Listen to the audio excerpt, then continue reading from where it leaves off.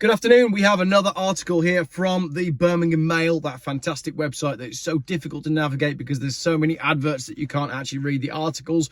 But don't worry, I'll make a video about it for you. This is written by James Roger.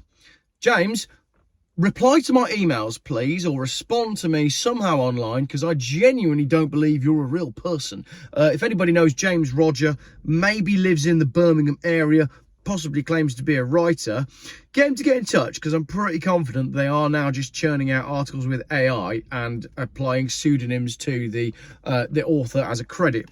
Anyway, this one, major UK city could ban all cars in an ambitious crackdown. We are, of course, talking about car-hating Bristol, who introduced a low emission zone so that they'd have less harmful car emissions in their coastal town that is directly on the exit route of the River Severn, where it meets the sea, where it gets quite windy, blowing all the air around, notwithstanding the fact that Bristol is where many cars come into the country after they've been imported. Here's an idea, Bristol. If you hate cars that much, shut down your ports. All of them, because you're bringing all the cars in from China. All of these cars that are coming over from China are landing at Bristol. And you can see that as you drive over the bridge on the M5 when you're going on holiday, stuck in traffic because the M5 is at a standstill, as it was today around Bristol, Gordano. So all those people that were stuck in tailbacks on the M5 today would have been looking over the bridge and going, oh, look at all those MGs. Aren't they all nice colours? So there we go. That's Bristol. A major UK city could ban vehicles from popular roads, which will impact almost everyone. It has been warned as driving and road law changes continue to be rolled out. So it's actually a ban from vehicles on popular roads, which will impact almost everyone. It has been warned as driving and road law changes continued to roll out. Bristol City Council recently launched a public consultation. The link is in the comments. Please leave your replies to this consultation. The council said changes included in the consultation would improve walking. How can you improve walking? Wheeling and cycling routes, as well as benefiting existing bus routes. You're going to improve walking. Ed Plowden, the new chair of the Transport Committee, has a vision to deliver some ambitious projects, particularly around the city centre, to put in a lot more bus priority and cycle infrastructure, reports the Bristol Cable in the southwest.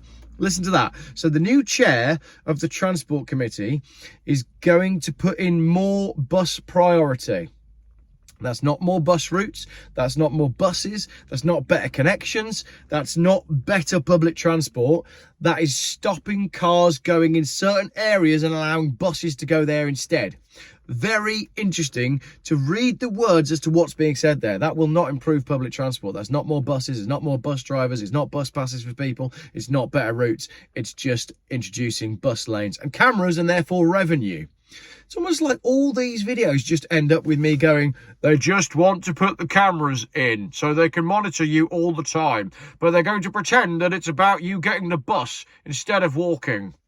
Because they ain't going to improve walking either. So basically that's that. Mr. Plowden says his first priority is to deliver our current projects.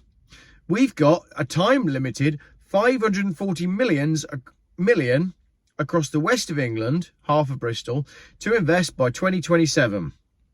£540 million to invest across Bristol by the end of 2027. Labour's new transport lead, Councillor Tim Rippington, said there's plenty of areas where we agree and want to push forward, but it's really down to the Greens to lead on that now. If they bring things forward, we will scrutinise them, and if we agree, we'll be happy to help.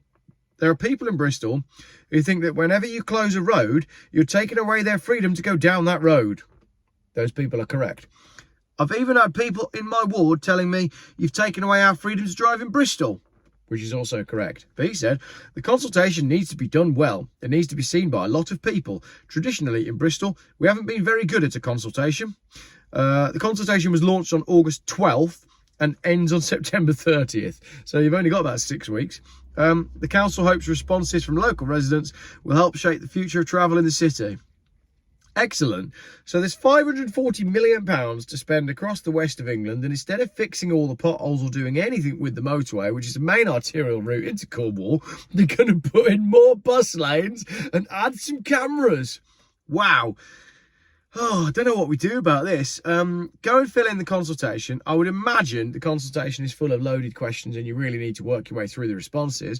And if it is, then let me know and I will do a how-to guide on how to fill it in, because all of these things seem to be going in exactly the same direction. Thank you very much for watching. Don't drive your car in Bristol or through it or around it or near it. Stay in your 15-minute city.